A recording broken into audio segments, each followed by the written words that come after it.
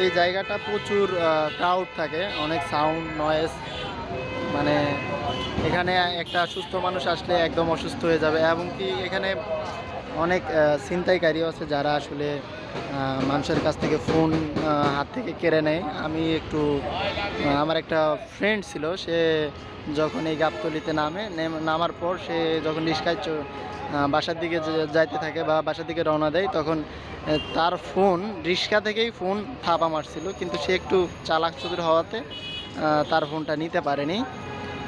তো এখানে যারা আসবেন খুব সাবধানে ফোনটা ব্যবহার করবেন, খুব সাবধানে ফোন ইউজ করবেন এবং একটু সাবধানতা বজায় রাখবেন আর কি। ফোনটা বের করলেও একটু সাবধানতা বজায় রাখবেন, কারণ অনেক জরুরি কাজ থাকে, ফোন বের করতে হয়, অনেক জায়গায় ফোন দিতে হয়। তো তাও এখানে যদি ফোন বের করেন তাও একটু সাবধান থাকবেন, যেন হাত থেকে কেউ ফোনটা কেড়ে নিতে না পারে।